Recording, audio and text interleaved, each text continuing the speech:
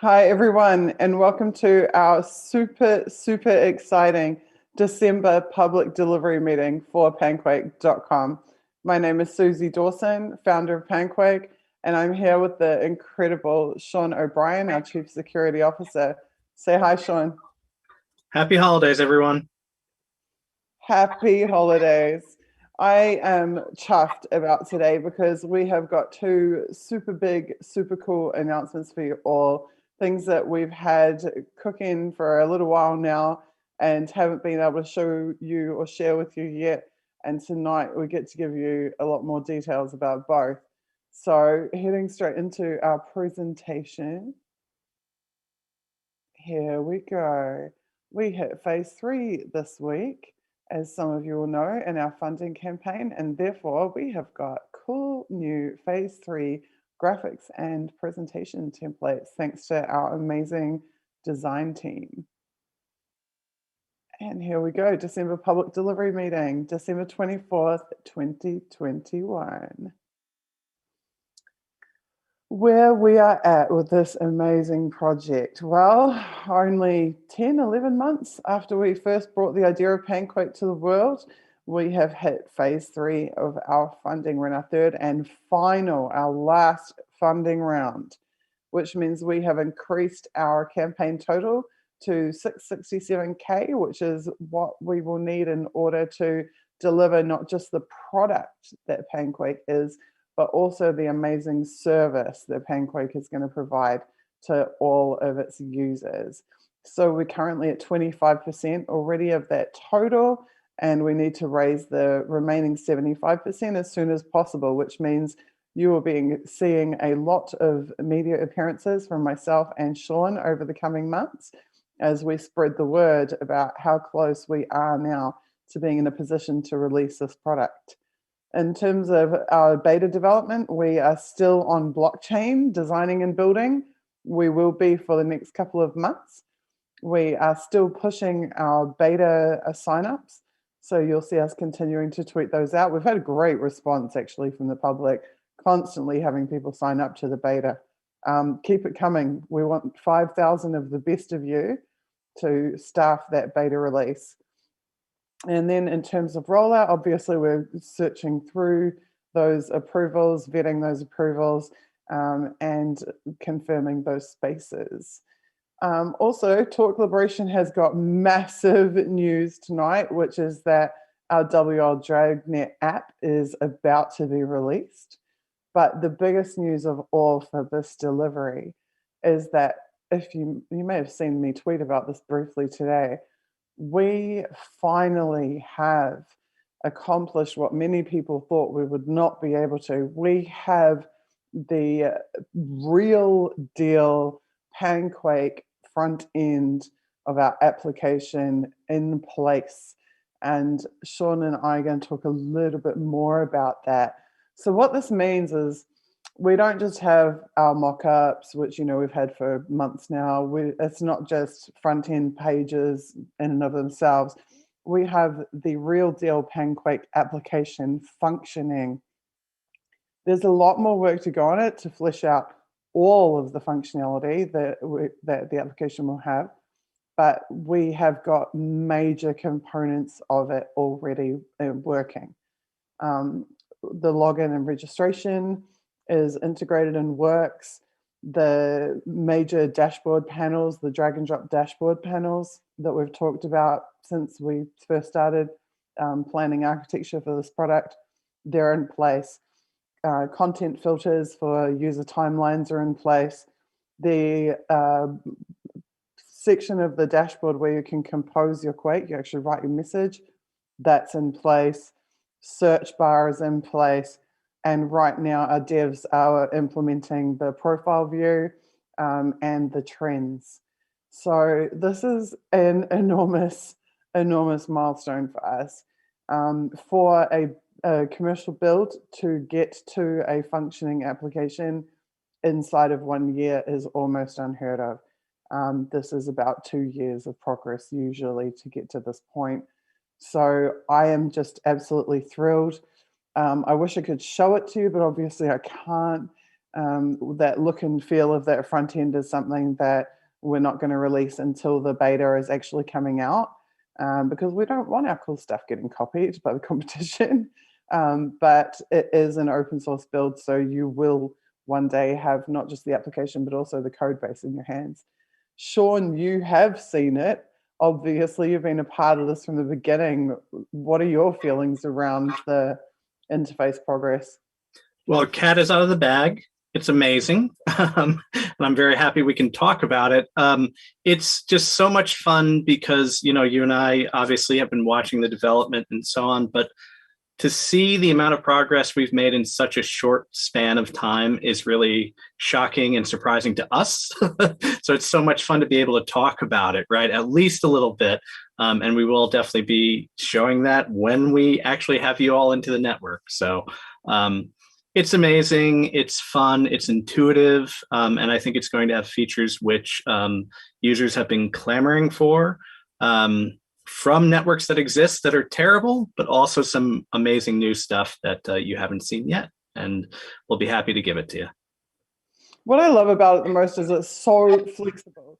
It's like having a canvas in front of you and then getting to create your own picture just by dragging stuff around. And I'm just so impressed that what's been constructed matches perfectly the original vision. All of those design elements around UI UX that we listed out right at the beginning of the project, all of them are being implemented. And the attention we've been talking about the devs, between us on exec, we've been talking about them, and the attention to detail is something that I'm just captivated by. We have very extensive 100-page UI UX planning build documentation that the devs were given before they started the build. And they really are implementing to spec every single little aspect of that. And the speed of the build has really surprised me. Now, I mean, we only started coding in June, like not 6 months ago we started coding. It's flown by and just an incredible amount of progress. And I should probably credit the fact that we had such a thorough planning phase.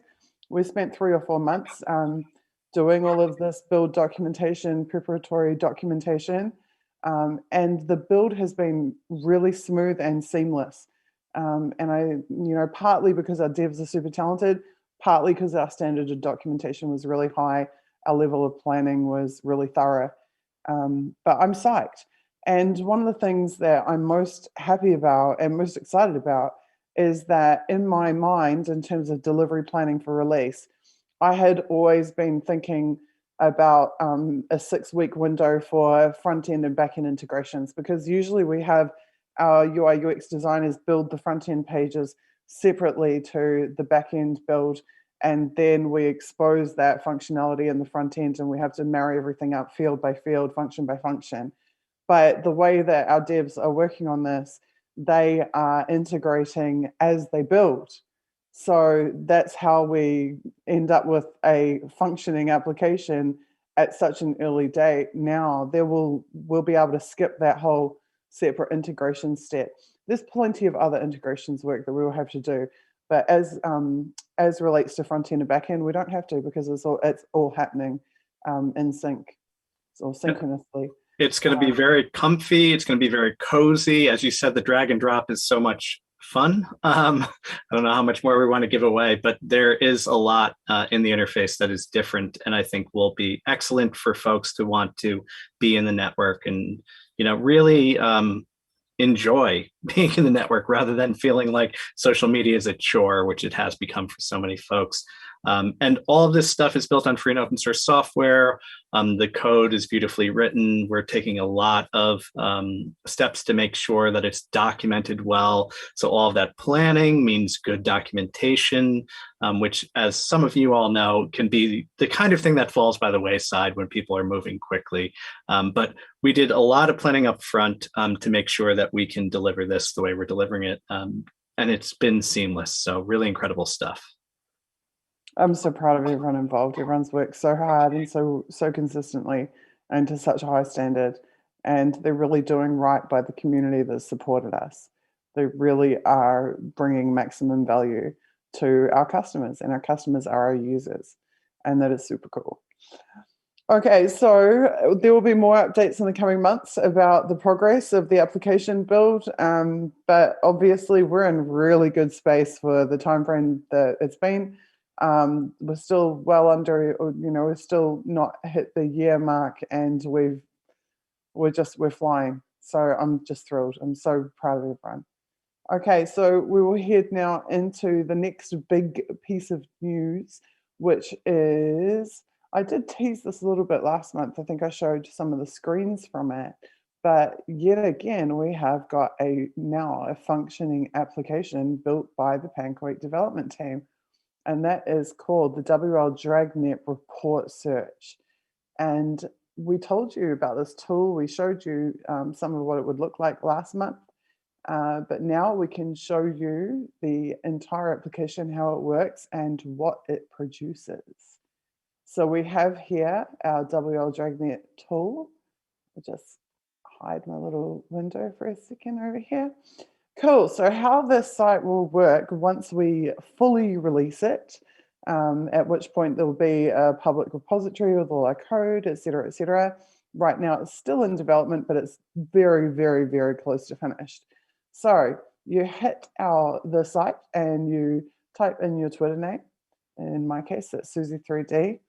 You search now to see if you are named in the WL Dragnet files. These are the files that we published at the end of October, which contained thousands or tens of thousands of names of people who have been targeted on social media because of their activism or their journalism or their support of activists and journalists around a wide range of causes. As you can see, when I search on my Twitter handle, it says your username Suzie3D appears in 21 files. Click to generate your custom report. So I'll click there and my browser will download a report. And there it is. It's coming down nice and quick. And bingo, here is my custom WL Dragnet report. So I'm going to open that up so that you can all have a look at it. And I'll full screen it. And here we go, wldragnet.com report brought to you by Talk Collaboration. Subscribe today to support this important work. There is no one else out there doing this type of thing. So please do take the time to subscribe if you haven't already at talkcollaboration.com. Okay, so now, actually, let's just try and, I'd like it a little bit bigger. So that's the cover page that we're just looking at. And now we have the second page of the report. There we go. About WL Dragnet custom reports.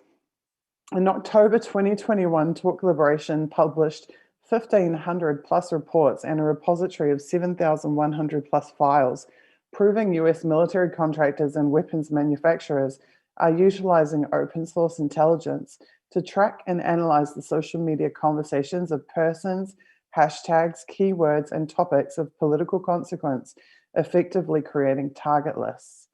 Featured in the target list are whistleblowers, journalists, activists, and thousands of regular citizens seen either as influential or as network connectors or bridges. Each target list contains a series of top 10 rankings, listing handles according to various metrics. Top replied to, top mentioned, top keywords, and other metadata, including links shared, domains referenced, and word pairs used by each subgroup, appear in the lists. The files can be onerous to manually search through and difficult to understand, so Talk Collaboration created a more high-level and stripped-down view, the WL Dragnet Report Search. This makes it easy for Twitter users to find out if they've been targeted and in what context. They can then click through to the relevant sources for the full picture. To support this project, please subscribe here. And you'll see that in the footer here, this document is released under the CC0 public domain dedication. It was prepared by Talk Collaboration via public data from external sources. See our privacy policy for our commitment to protecting your data. Please refer to the notice at the end of this document for more information. Found a bug? Report it. And now here is my custom report with the 21 results found on Suzie3D. And it lists the hashtags that my name has been affiliated with. and it provides the link to the source file. So I can click through and examine the source if I want to. And it shows here the group listings, which group my name showed up in. And then it shows all of the other top tweeters or the top people being replied to in the groups in which my name appears. So you'll see here it says I'm rank 3, and there I am, rank 3, Suzie 3D, underneath WikiLeaks and Defend Assange, and with Christine Assange's old Twitter account, and others, et cetera, et cetera. And so I can scroll through and I can examine and I can see all the other people who've been targeted alongside me and the keywords and hashtags that are related to that. Now, when I scroll right down to the bottom, I'm going to accept there's so many results with my name, so bear with me. As you can see, these people didn't like me very much. Right, then we've got here, notice this document was generated by the WL Dragnet report search, developed as a tool to supplement the Talk Liberation Investigates WL Dragnet series, and then has a bit more information about how the data was sourced, other places that you can find more data, and how to contact us if you're interested in covering this work. And then my favorite page is right at the bottom here. My absolute favorite page, WLDragnet.com, is brought to you by the team building Panquake.com. Join the beta at panquake.com/5000. So, I guess I should also point out on the site, you'll see here, there's links to our social, etc. There's a little bit more info in the footer down there. And there's the super cool fact as well. So if you've got more questions, what is WL Dragnet? What is the report search? Where did the files come from? When were the files published? Who authored this series? How was the material gathered? And why is the publication significant? The answers to those questions are all there. So as I just mentioned before, I don't know anybody else who's doing this. I don't know of any other software tool like this. I don't know of any other tech or privacy-focused publication that is simultaneously doing these types of custom software releases. Our team has put this together in a really short time, just a couple of weeks. As you can see, they've done an extremely professional job of it, from the web design to the simplistic functionality. You actually see a bit of the Panquake UI design principles here. Ethically produced, ethically designed, single dashboard, single view dashboard, super intuitive. Anyone can work out how to use it in a matter of seconds, and producing really, really high quality materials. Sean, I'm sure you have a lot to say about this because you've put so much work into this project. What's your take on the WL Dragnet report search tool? Sure. Well, the first thing I want to say is, those people who are familiar with my work, I've done some investigative journalism before, a lot of digging into naughty apps and people spying on you and all kinds of adware and things like that. This series is groundbreaking in a very new way, as you said. Both the content of it and I think where we're going with it, which I think will be very interesting as we continue the series. But having this tool to sort of take the results, present them in such a meaningful and personal way, I think is really awesome. I don't know anybody who gets a custom report out of an investigative journalism piece. It just doesn't happen. I've been happy enough just putting a repository up in the past and hoping that, folks who are geeks and so on would look into it. And certainly we've done that as well, but it's so awesome to know that we can give people, sort of this gift of seeing a real custom result if they've been named in the files. And we're going to keep adding to it. We're going to keep building on it. As you said, Suzie, there's still a little bit to work on, but we wanted to make sure you had this, for the holidays as our gift to you. And it's just really incredibly exciting. The design principles as well, as you said. It looks beautiful, it functions beautifully, and the report is also really nice. So Yeah, and it really shows off, the capacity of our team to design innovative things, to package them in a really professional way, and to release them, and in short order. So I'm just very proud again of everybody across the board, and I'm sure this will pleasantly shock people who get to see it and use it. I think it's highly unique, and that will impress them for sure. Okay, so in terms of other news around Talk Collaboration, there's another couple of things to cover off. So every month, we always really transparently give you our publication metrics for Talk Collaboration for the month. So here we are again in December. We're at 1,164 subscribers with 11.2% paid, slightly up on last month, and 27% average opening rate on our publication, which is still super, super strong. I would like to point out there is a little bit of sad news around Talk Collaboration, and that is that we've decided to hit pause on the foreign language Talk Collaboration publications. That is the French, German, and Spanish and Portuguese. We found that there just isn't the audience for them yet.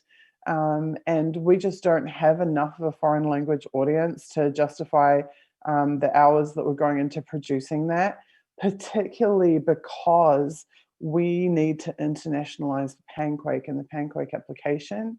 We need to have French, German, Spanish, and Portuguese versions, not to mention other languages, of the Panquake application, the Panquake website, and the various digital properties therein. And we're not in a position to be hiring multiple sets of translators at this point. So what we decided to do is just to hit pause. There weren't paid subscribers on those foreign language publications, so there's no one who's losing out that's paid any money, so that's great.